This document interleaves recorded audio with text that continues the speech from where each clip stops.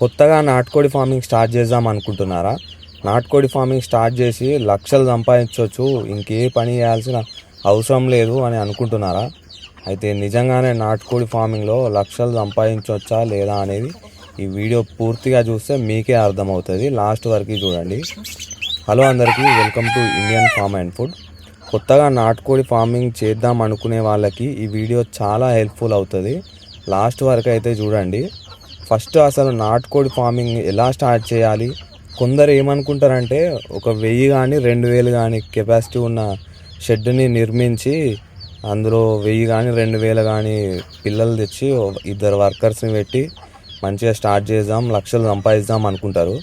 Mostly ఇలా ఆలోచించేదైతే ఇట్లా software కానీ ఐటీ సైడ్ కానీ ఫుల్ టైం జాబ్ చేసే వాళ్ళు ఇలా సైడ్ బిజినెస్గా ఇద్దరు వర్కర్స్ని పెట్టి స్టార్ట్ చేద్దామని అనుకుంటారు. ఇంకొందరు ఏమనుకుంటారంటే చిన్నగా స్టార్ట్ చేద్దాం, ఒక 100 నుంచి 500 పిల్లలు తెచ్చి చిన్న షెడ్ వేసుకొని స్టార్ట్ చేద్దామని అనుకుంటారు. కానీ ఈ రెండు కేసులలో ఇద్దరు ఫెయిల్ అవుతారు మ్యాక్సిమం. ఎందుకంటే ఏ అనుభవం లేకుండా మనం ఈ నాటుకోళ్ళ ఫార్మింగ్ అనేది స్టార్ట్ చేస్తే వాటికి రోగాలు వచ్చి చనిపోవడం స్టార్ట్ అవుతుంది. అప్పుడు మనకి ఏం చేయాలో అర్థం కాదు. 2000 కానీ 500 కానీ ఎన్ని పిల్లలు తెచ్చినా సరే మనకి దాని మీద అవగాహన లేనిది మనం స్టార్టింగ్ అయితే లాస్ అవుతాము. లేదు భయ్య, మేము వీటి గురించి చాలా రీసెర్చ్ చేసాము, అలాగే యూట్యూబ్లో కూడా చాలా వీడియోస్ చూసాము, అన్నీ తెలుసు అని స్టార్ట్ చేస్తారు. కానీ లాస్ట్కి వచ్చేసరికి లాస్ అవుతారు. ఎందుకంటే కోళ్ళకి రకరకాల రోగాలు అనేది వస్తూ ఉంటాయి. సో అవి వచ్చినప్పుడు మనకి సరిగ్గా వాటిని ట్రీట్ చేయడం రాదు. సో అవి ఒకదాని నుంచి ఒకదానికి స్ప్రెడ్ అయ్యి షెడ్లో ఉన్న కోళ్ళన్నిటికీ స్ప్రెడ్ అవుతుంది. ఒక్కసారిగా మనం చూస్తుండగానే కోళ్ళన్నీ కుప్ప ఊలిపోతాయి. అప్పుడు మనకి ఏం చేయాలో తెలియదు. మళ్ళీ ఫ్రెష్గా స్టార్ట్ చేద్దామనే థాట్ కూడా రాదు. కొందరు అనుకోవచ్చు, రోగాలు వస్తే వెటర్నరీ ఉన్నాడు కదా, వెటర్నరీని పిలిస్తే అతనే రికవరీ చేస్తాడు కదా కోళ్ళని అని అనుకుంటారు.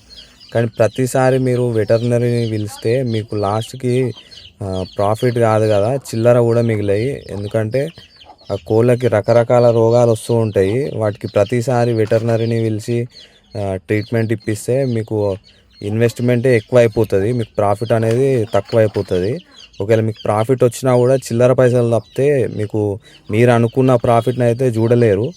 ఎందుకంటే ఈ బిజినెస్లో మన ఇన్వెస్ట్మెంట్ అనేది తక్కువ ఉండాలి, మనకు ప్రాఫిట్ అప్పుడే మనకి ప్రాఫిట్ అనేది ఎక్కువ వస్తుంది. సో మీకు ఇన్వెస్ట్మెంట్ అనేది తక్కువ ఉండాలంటే ఫస్ట్ మీకు దానికి అవగాహన ఉండాలి. మీకు వాటికి ఏమన్నా రోగాలు వచ్చినా కూడా మనమే దాన్ని క్యూర్ చేసుకునే సత్తా మనలో ఉండాలి. అప్పుడే మనం ఈ బిజినెస్ అనేది పెద్దగా స్టార్ట్ చేసుకుంటే అప్పుడు మనం లక్షలు కాదు, దానికంటే మించి కూడా మనం ప్రాఫిట్లను చూడవచ్చు. ఇన్వెస్ట్మెంట్ తక్కువ అంటే కోడి పిల్లల్ని తక్కువ తెచ్చుకొని పెంచడం అని కాదు. మనం ఫీడ్ విషయంలో మనం ఎంత తక్కువలో మనం మంచి ప్రోటీన్ ఫీడ్ని ఎలా తయారు చేసుకోవాలనేది మనం తెలుసుకోవాలి. అలాగే మెడిసిన్ కూడా మనమే న్యాచురల్గా మెడిసిన్ తయారు చేసుకునే విధంగా ఉండాలి.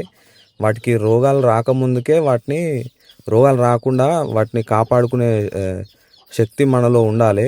అది ఉండాలంటే ఫస్ట్ వాటికి ఏమేమి రోగాలు వస్తాయి, అవి రాకుండా ఏం జాగ్రత్తలు తీసుకోవాలి, అవన్నీ తెలుసుకొని మనం బిజినెస్ అనేది స్టార్ట్ చేయాలి. అప్పుడే మనకి వాటికి రోగాలు రాకుండా కాపాడుకోగలుగుతాం. అలాగే ఒకవేళ రోగాలు వస్తే కూడా వాటిని క్యూర్ చేసుకునే కెపాసిటీ మనలో ఉంటుంది.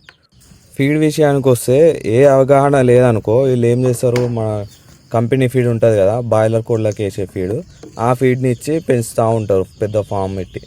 అలా పెంచడం వల్ల మీకు ఆ ఫీడ్ కాస్ట్ పెరుగుతుంది. అలాగే ఆ కోళ్ళు నాటుకోడి లాగా అస్సలే పెరిగాయి, బాయిలర్ కోడి లాగానే పెరుగుతాయి. మీరు అది సేల్ చేసుకుందామన్నా కూడా మీకు తగిన రేట్ అనేది రాదు, తక్కువకే అమ్ముకోవాలి. ఎక్కువ ఇన్వెస్ట్ చేసి తక్కువకి అమ్ముకోవాల్సి వస్తుంది. మరి ఎలా స్టార్ట్ చేస్తే బెస్ట్ భయ్యా అని నన్ను అడిగితే నేను చెప్పినట్టు చేయండి, తప్పకుండా సక్సెస్ అవుతారు, నేను గ్యారంటీ. మనం ఫస్ట్ చేయాల్సింది ఏంటంటే ఎక్కడన్నా ఒక ప్యూర్ నాటుకోడి ఎగ్స్ని అయితే తెచ్చుకోవాలి. ఒక 10 కానీ 15 కానీ ఎగ్స్ తెచ్చుకొని, ఎగ్స్ అయినా లేదన్నా 1 డే చిక్స్ అన్నా తెచ్చుకోవాలి. 1 డే చిక్సే ఎందుకు తెచ్చుకోమంటున్నా అంటే మనకి ఆ కోడి పిల్లలు అనేది డే 1 నుంచి డే 30 వరకే వాటికి రోగాలు అనేది ఎక్కువ వస్తూ ఉంటాయి. ఈ 30 డేస్ నువ్వు కాపాడుకోగలిగినావు అనుకో, నీకు అప్పుడు వీటి మీద అవగాహన అనేది వస్తుంది. అంటే పూర్తిగా ఏం రాదు, అవి పెద్ద అయినాక కూడా వాటికి రోగాలు వస్తాయి. కాకపోతే ఎక్కువ మాత్రం ఈ డే 1 నుంచి డే 30 వరకే వాటిని కరెక్ట్ చూసుకునే కెపాసిటీ మనలో ఉండాలి. సో అట్లా అని చెప్పి ఎగ్స్ అయినా లేదన్నా డే 1 చిక్స్ అన్నా తెచ్చుకొని మనం చిన్నగా స్టార్ట్ చేయాలి ఇంటి దగ్గరనే ఒక 10-15 పిల్లలతోటి. అప్పుడు మనకు అర్థమవుతుంది వాటికి ఏం రోగాలు వస్తున్నాయి, ఏంది, వాటిని ఎలా క్యూర్ చేసుకోవాలి అనేది. మన ఛానల్లో చూస్తే మీకు అన్ని వీడియోలు ఉంటాయి. వాటికి ఏదైనా రోగాలు వస్తే వాటికి ఏం మెడిసిన్ ఇవ్వాలి, రోగాలు రాకుండా మనం వాటిని ఎలా కాపాడుకోవాలి అనేది అన్ని వీడియోస్ ఉన్నాయి, ఒకసారి చూడండి. అలాగే ఫీడ్ విషయానికి వస్తే మనం న్యాచురల్గా ప్రోటీన్ ఫీడ్ ఎలా తయారు చేసుకోవాలి, జీరో ఇన్వెస్ట్మెంట్ తోటి లేదా తక్కువ కాస్ట్ తోటి మనం ఫీడ్ని ఎలా తయారు చేసుకోవాలి, మంచి ప్రోటీన్ ఫీడ్, అవన్నీ వీడియోస్ మనకు ఉన్నాయి ఛానల్లో. అలాగే ఇంకా ముఖ్యమైన వీడియోస్ ఏంటంటే మన కోడి రెట్ట వెళ్తుంది కదా, ఆ రెట్ట కలర్ని చూసి మనం వాటికి ఏం రోగం వచ్చింది, వాటికి ఏం మెడిసిన్ ఇవ్వాలనే వీడియో కూడా మన ఛానల్లో ఉంటుంది, ఒకసారి చూడండి. ఇవన్నీ మీరు కరెక్ట్గా తెలుసుకొని మీరు ఇంటి దగ్గర వీటిని ప్రయోగించారనుకో, అప్పుడు మీకు కాన్ఫిడెన్స్ వస్తుంది.